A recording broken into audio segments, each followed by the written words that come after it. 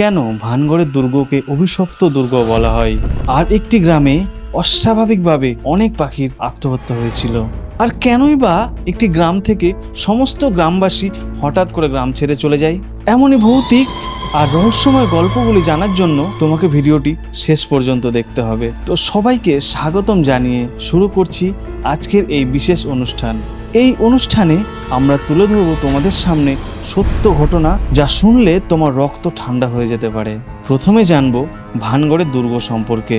এই দুর্গটি ভারতবর্ষের ভৌতিক জায়গাদের মধ্যে একটি অন্যতম জায়গা, যেখানে রয়েছে অনেক রহস্য।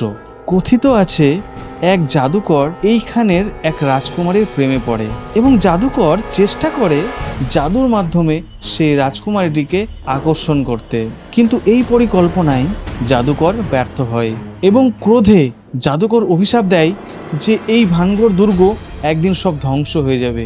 আর ঠিক এই কারণে সন্ধ্যার পর এইখানে মানুষজনের প্রবেশ একেবারে নিষেধ। রাজস্থানের কুলধারা একটি গ্রাম আছে, যেটির মধ্যেও রয়েছে অনেক ভৌতিক এবং রহস্যময় জিনিস। এই গ্রামটি থেকে সমস্ত গ্রামবাসী একটি রাতের মধ্যে সবাই কোথায় চলে যায়, আর এই যাওয়ার কারণ ছিল একটা অবিশ্বাস্য ব্যাপার। এখানে রাজকুমার তিনি একটি গ্রামের মেয়েকে খুব পছন্দ করে এবং তাকে বিয়ে করতেও চায়, কিন্তু গ্রামবাসী অন্য জাতি হওয়ার কারণে এই সম্পর্কটি মেনে নেয়নি, যাতে তাদের মেয়েদের কোনো ক্ষতি না হয়। ঠিক এই কারণেই সমস্ত গ্রামবাসী অদ্ভুতভাবে হারিয়ে যায়। আজ পর্যন্ত জানা যায়নি তারা কোথায় গিয়ে রয়েছে। আসামের জাতিঙ্গা গ্রামের পাখি আত্মহত্যার কথাটি তোমাকে শিহরিত করে ফেলবে। প্রতি বছর অনেক পাখি যারা নিজের থেকে মারা যায়, আজও বিজ্ঞানীরা এর আসল কারণ খুঁজে পায়নি। এটি সম্পূর্ণ রহস্যই হয়ে রয়ে গেছে। উত্তরাখণ্ডের লাম্বিদেহর খনিতে একটি বিশাল ধরনের দুর্ঘটনা হয় এবং এইখানে প্রায় হাজার হাজার শ্রমিক মারা যায়। লোকের মুখে শোনা যায় এরপর থেকে নাকি এই খনির আশেপাশে অদ্ভুত ধরনের ঘটনা ঘটতে থাকে এবং মানুষেরা রাত্রিবেলায় এই খনির আশেপাশে যেতে ভয় পায়। 1990 সালে কর্ণাটক রাজ্যে নালেবা নামক একটি কল্পকাহিনী প্রচলিত ছিল।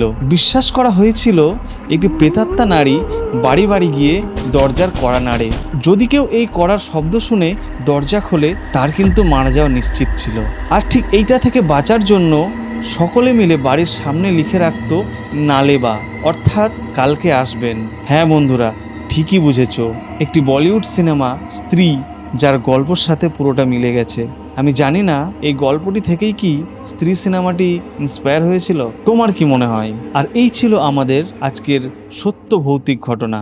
আশা করি এই গল্পগুলো তোমাকে রহস্যময় ও ভয়াবহ অনুভূতি দিয়েছে। আর তুমি যদি এই ধরনের গল্প শুনতে চাও, তাহলে আমার চ্যানেলটি অবশ্যই সাবস্ক্রাইব করবে। আমার এই ভিডিওটি শেয়ার করো তোমার সেই কাছের বন্ধুদের, যারা খুব ভয় পায় এবং জানতে চাই এই সমস্ত ঘটনার বিষয়ে। তো দেখা হচ্ছে পরের ভিডিওতে। ওই স্ত্রী কালানা